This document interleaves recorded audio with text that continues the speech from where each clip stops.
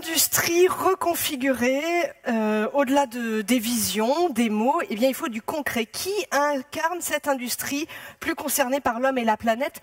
À présent, c'est le moment des LHIDs. LHID, ce sont des histoires, en fait, c'est du concret.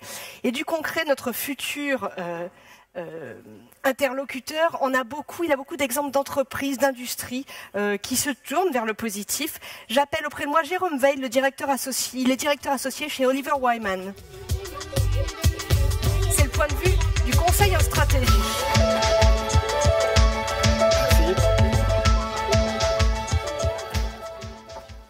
Alors effectivement, j'ai envie dans cette présentation de surtout vous présenter des exemples concrets et de ne pas vous faire un cours théorique et méthodologique sur comment l'économie positive permet de réconcilier l'entreprise avec des enjeux environnementaux, des enjeux sociétaux.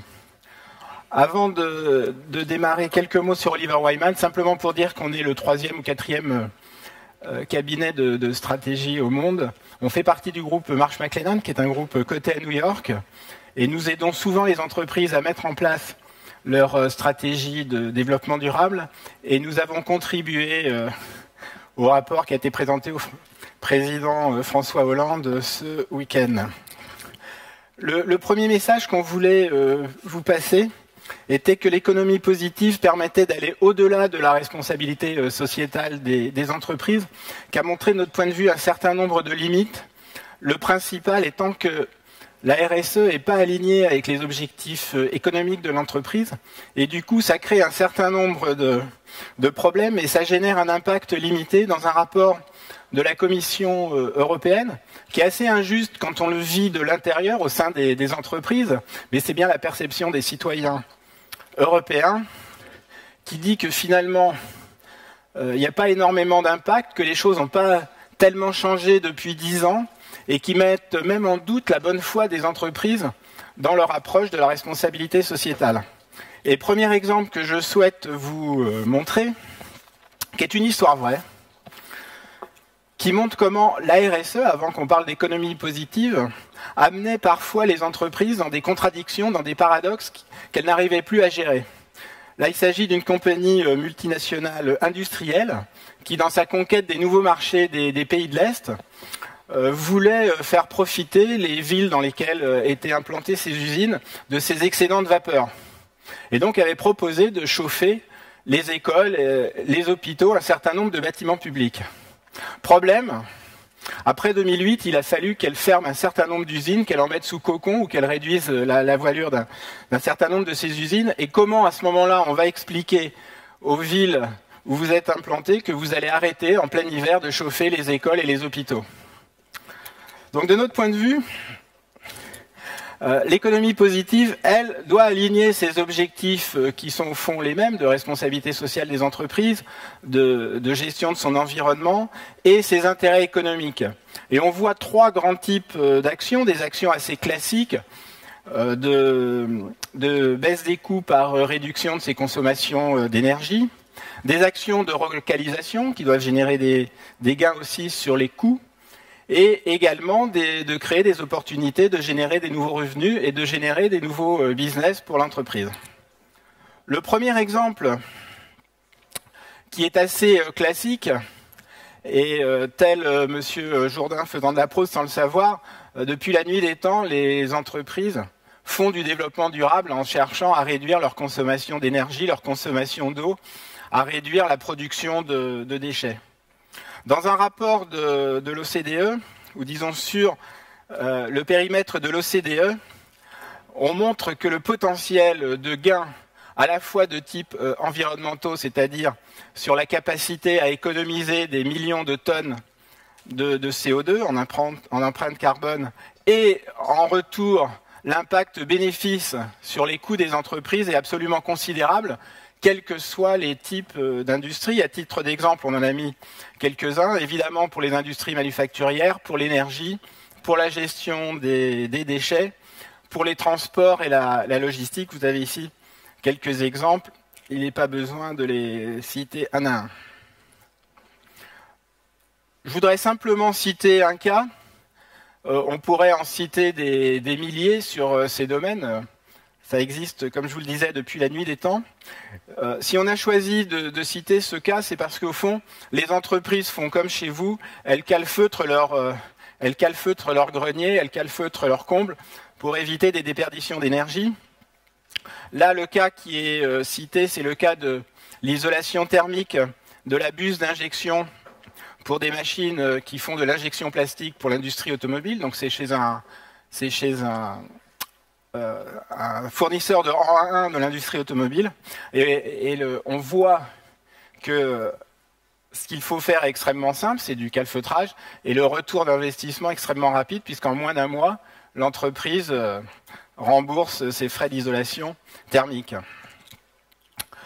Plus intéressants et plus novateurs sont les cas de relocalisation. Le cas dont je voulais vous parler, c'est la société Rossignol, bien connue. C'est un cas qui a été assez médiatique en 2012, puisqu'il y a eu un certain nombre de visites de cet établissement au moment de l'élection présidentielle.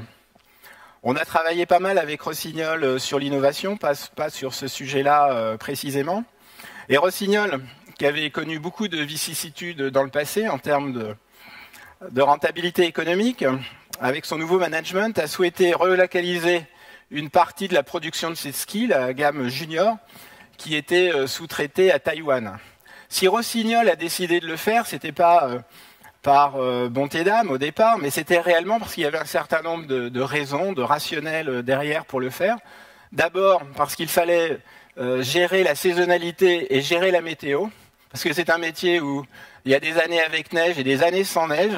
Quand il y a de la neige, il y a plus de demandes et il faut pouvoir rapidement réapprovisionner les gammes de ski qui marchent. Et cela ne peut se faire que s'il y a proximité des marchés et des lieux de production. Besoin de technicité et de rapprocher la recherche et le développement de l'industrialisation. Parce que la raison d'être d'une société comme Rossignol, c'est son savoir-faire technologique. Et donc la phase d'industrialisation est toujours complexe et il faut que les usines soient proches de ces sites de R&D. Et puis la dernière raison, qui est une raison, disons, d'opportunité, c'est que l'impact coût main-d'œuvre sur le coût de revient des skis n'est pas si important que ça. En termes de bénéfices, le premier bénéfice pour Rossignol, c'était d'avoir réduit de manière significative ses coûts de revient, plus de 10%. C'est d'avoir pu développer une nouvelle gamme de skis qu'elle n'aurait pas pu faire si ces skis étaient restés faits à Taïwan et non pas à Salanches, à côté de Chamonix. Troisième raison, ou troisième résultat positif, qui était un peu la cerise sur le gâteau, parce que ce n'était pas du tout attendu au départ, qui était le côté Made in France, qui n'était pas du tout, je pense, la raison initiale. Il y a eu un effet de sympathie du public.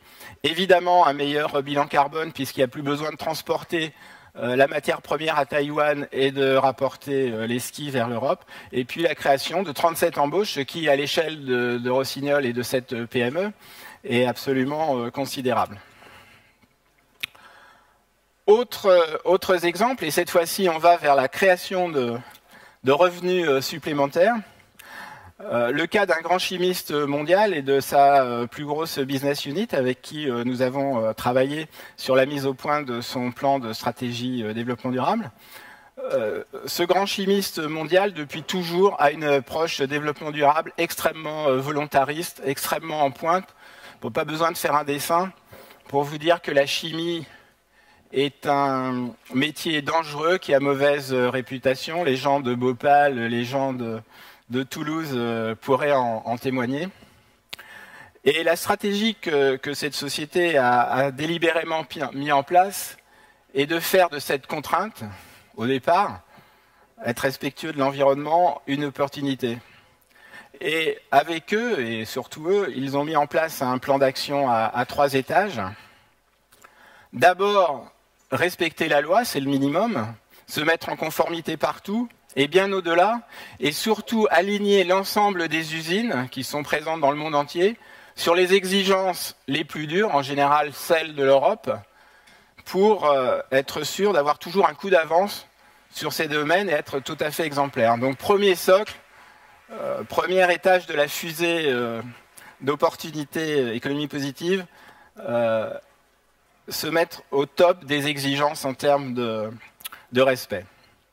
Deuxièmement, c'est de faire basculer les gammes le plus possible vers des gammes durables, sustainable, en développant des matières premières totalement renouvelables. Matières premières biosourcées, mais de manière intelligente. Le biosourcé n'est pas toujours durable. Et matières premières recyclées. Et puis, troisième opportunité de revenus, c'est de créer des solutions pour les clients, c'est-à-dire créer des nouveaux produits et expliquer comment les utiliser, à l'intérieur évidemment de leur savoir-faire et de leur cœur d'activité, pour des nouveaux marchés qui se présentent pour le marché du développement durable. Dépollution, traitement de l'eau, agriculture raisonnée, réhabilitation des sols.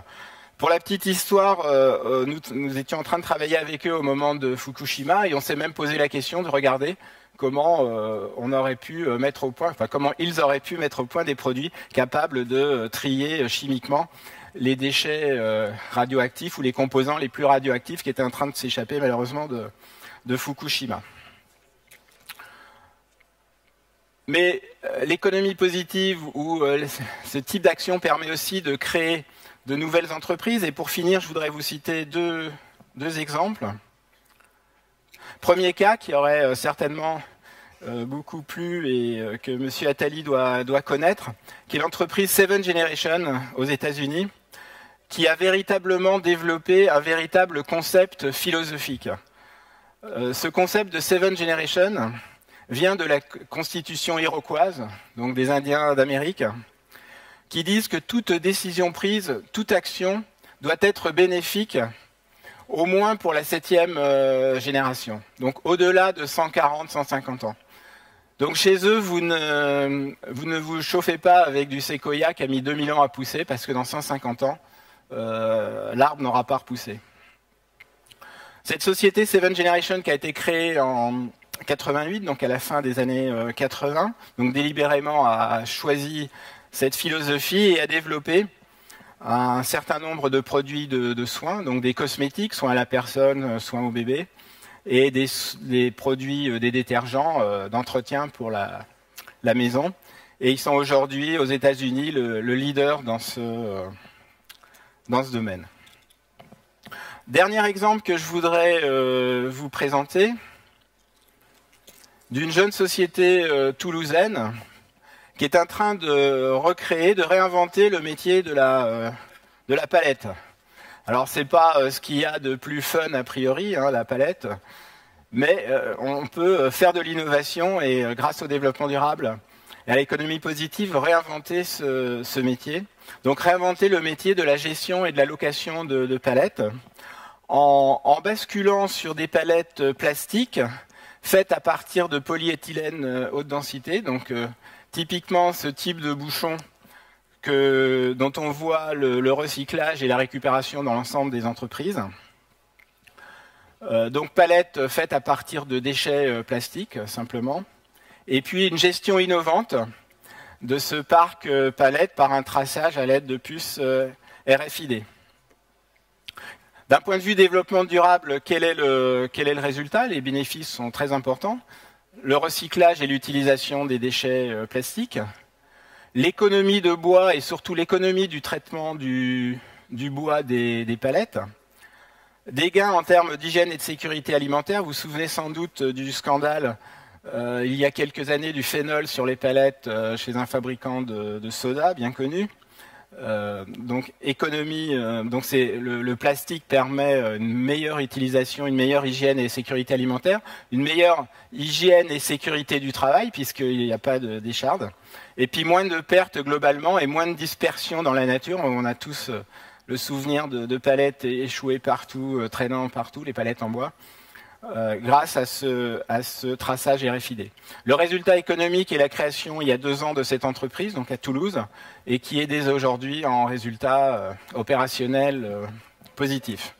Voilà, j'espère à travers ces quelques exemples concrets avoir pu montrer qu'il est nécessaire d'aligner les intérêts économiques des entreprises et les intérêts sociétaux, et que ce sera le seul moyen de mettre les entreprises dans le mouvement. Je vous remercie.